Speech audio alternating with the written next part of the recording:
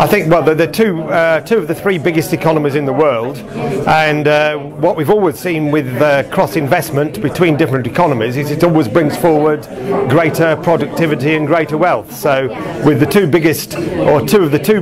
the three biggest economies in the world working together more closely and cross-investing, I think we can only have a win-win situation. The main barriers are obviously freedom to trade on a level playing field from an EU perspective in China, but from a Chinese perspective in Europe, the main barriers are largely certainty and legal certainty, knowing that their investments are safe, and knowing that, and largely it's a sort of perception problem, in that they're only just putting their toe in the water.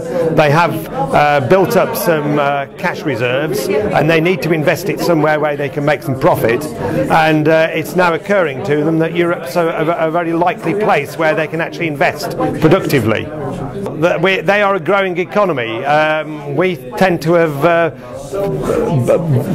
we've sort of flatlined for the last few years. One of the things I think we can look at is if we've gone too far in any areas. Obviously, one of the issues that the Chinese businesses working here do bring up from time to time are over-restricted labour laws and other regulations. Now, what we don't want to do is promote a race to the bottom, and we certainly can't be trying to compete with China on low wages, but we might just question in some areas whether we're making things more difficult than they need to be.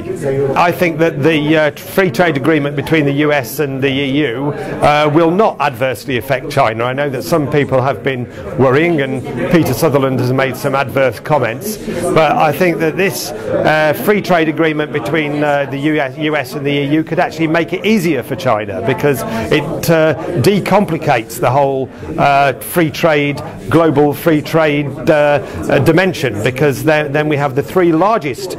We also have a free trade agreement ongoing with China, and this can bring the three largest economies together, and it could actually be the impetus to get the World Trade Organization multilateral trade agreements moving again, because they've stalled.